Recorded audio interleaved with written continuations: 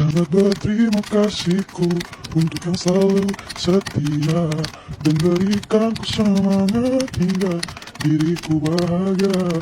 Saat sedih engkau ada, saat senang menyemangatiku untuk meraih impian. Oh, oh. Sangat berterima kasihku untuk yang selalu setia dan berikanku semangat hingga diriku bahagia. Saat sedih engkau ada, saat senang menyemangatiku untuk meraih impian. Oh, oh.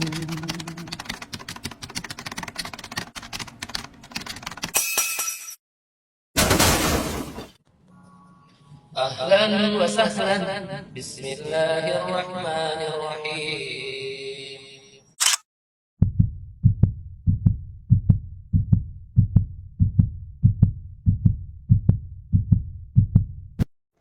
Bismillahirrahmanirrahim. Perkenankan kami berbagi.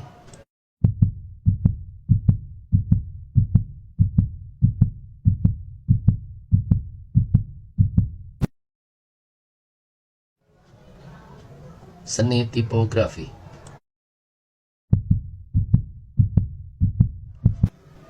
Pengertian tipografi. Tipografi adalah suatu kesenian dan teknik memilih dan menata huruf dengan pengaturan penyebarannya pada ruang yang tersedia untuk menciptakan kesan tertentu guna kenyamanan membaca semaksimal mungkin. Sejarah tipografi. Sejarah perkembangan tipografi dimulai dari penggunaan piktograf. Bentuk bahasa ini antara lain digunakan oleh bangsa Viking, Norwegia, dan India Sioux. Di Mesir, berkembang jenis huruf Hieratia yang terkenal dengan nama hieroglif pada sekitar abad 1300 sebelum Masehi. Bentuk tipografi ini merupakan akar dari bentuk demotia yang mulai ditulis dengan menggunakan pena khusus.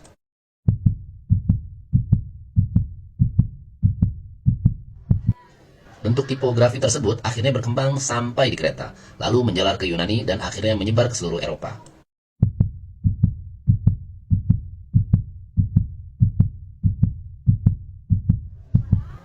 Puncak perkembangan tipografi terjadi kurang lebih pada abad 8 sebelum Masehi di Roma, saat orang Romawi mulai membentuk kekuasaannya. Karena bangsa Romawi tidak memiliki sistem tulisan sendiri, mereka mempelajari sistem tulisan Etruska yang merupakan penduduk asli Italia serta menyempurnakannya sehingga terbentuk huruf-huruf Romawi.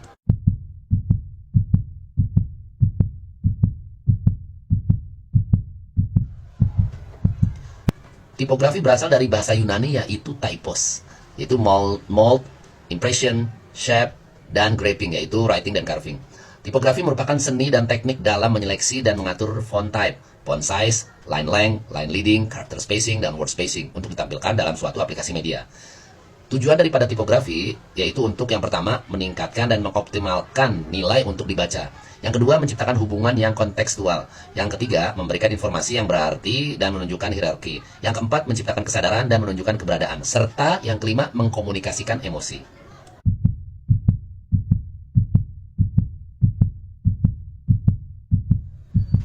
Tipografi harus diseleksi dan digunakan dengan sepantasnya. Kita sebagai manusia berkomunikasi melalui apa yang kita lakukan dan yang tidak kita lakukan. Oleh karena itu, tipografi merupakan tool serbaguna untuk menyampaikan informasi. Selain mengkomunikasikan makna sesungguhnya, tipografi juga menyampaikan asal, tujuan, sikon atau lingkungan, dan waktu saat itu. Dalam desain komunikasi visual, tipografi dikatakan sebagai visual language, yang berarti bahasa yang dapat dilihat. Tipografi adalah salah satu sarana untuk menerjemahkan kata-kata yang terucap ke halaman yang dapat dibaca. Peran dari tipografi adalah untuk mengkomunikasikan ide atau informasi dari halaman tersebut ke pengamat. Secara tidak sadar, manusia selalu berhubungan dengan tipografi setiap hari, setiap saat. Pada merek dagang komputer yang kita gunakan, koran atau majalah yang kita baca, label pakaian yang kita gunakan, dan masih banyak lagi. Hampir semua hal yang berhubungan dengan desain komunikasi visual mempunyai unsur tipografi di dalamnya. Kurangnya perhatian pada tipografi dapat mempengaruhi desain yang indah menjadi kurang atau tidak komunikatif. Untuk membuat desain yang indah dan berkomunikasi, tipografi tidak dapat dipisahkan dari elemen desain.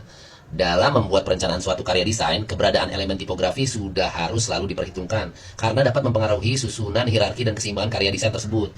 Pengertian tipografi yang sebenarnya adalah ilmu yang mempelajari bentuk huruf, di mana huruf, angka, tanda baca, dan sebagainya tidak dapat dilihat sebagai simbol dari suara, tetapi terutama dilihat sebagai suatu bentuk desain.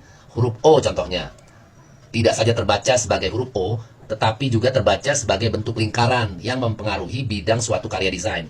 Di mana dan bagaimana seorang desainer meletakkan huruf O tersebut dapat mempengaruhi legitimitas dan keseimbangan karya desain tersebut. Sebagai seorang visual komunikator, desainer komunikasi visual harus dapat membaca dan mengartikan bentuk atau gambaran.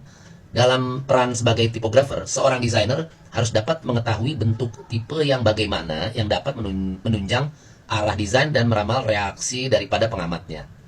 Bentuk huruf italik dengan warna emas misalnya, sangat baik untuk digunakan pada sampul buku roman. Dan sebaliknya, bentuk huruf roman, sans serif, bold, sangat cocok untuk poster-poster politik. Jenis tipografi. Saat ini, tipografi mengalami perkembangan dari fase penciptaan dengan tangan hingga mengalami komputerisasi.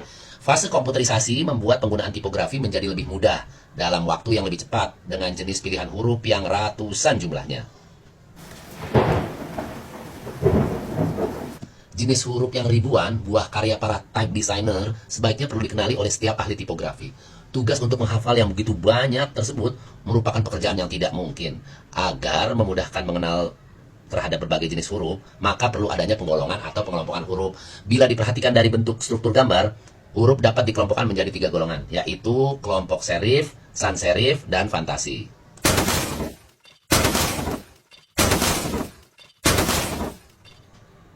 Fungsi tipografi, yaitu kejelasan bentuk huruf dan keterbacaan, serta klasifikasi rupa huruf. Kejelasan bentuk huruf, atau kita sebut keterbacaan, adalah tingkat kemudahan mata untuk mengenali karakter atau huruf atau artikel tanpa kerumitan. Ini dapat ditentukan dengan, yang pertama, desain surat kompleksitas, seperti penggunaan siripan, kontras, goresan, dan sebagainya. Yang kedua, penggunaan warna. Dan yang ketiga, analisis melihat frekuensi huruf dalam kehidupan sehari-hari.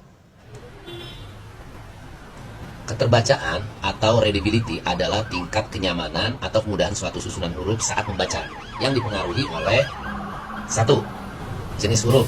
Yang kedua, ukuran.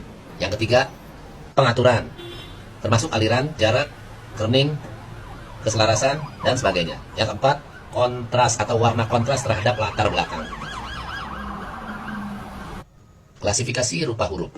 Dalam beberapa literatur tipografi, font dapat golongannya dalam beberapa klasifikasi yang berguna untuk memudahkan mengidentifikasi jenis huruf. Berdasarkan klasifikasi umum dan sering digunakan, klasifikasi berdasarkan timeline, sejarahnya, dan fungsinya. Jenis huruf yang diklasifikasi menjadi black letter, humanist, old style, transitional, modern, slab serif, display, script and cursive, roman, script, miscellaneous, dan lain-lain. Silahkan cek font di PC kalian masing-masing. Ini adalah contoh karya tipografi yang saya ambil dari internet, yaitu dengan desain menyusun beberapa huruf dengan berbagai ukuran hingga membentuk sebuah foto seseorang. Dan contoh karya yang ini adalah tipografi yang membentuk lambang negara kita, yaitu Garuda Pancasila. Dan contoh yang terakhir yang saya berikan adalah karya tipografi, yaitu dengan ide membentuk font atau huruf yang baru. Oke, cukup sampai di sini saja materi kita pada kesempatan kali ini. Bila ingin ada yang disampaikan, silahkan tulis di kolom komentar ya. Dan saya harapkan kalian bisa berkarya dengan materi kita tipografi kali ini.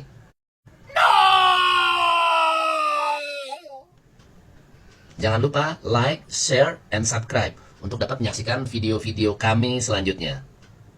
Assalamualaikum warahmatullahi wabarakatuh. Mantap, bismillah, sukari tinggal dikit. Minumnya ini coy. Jangan lupa order.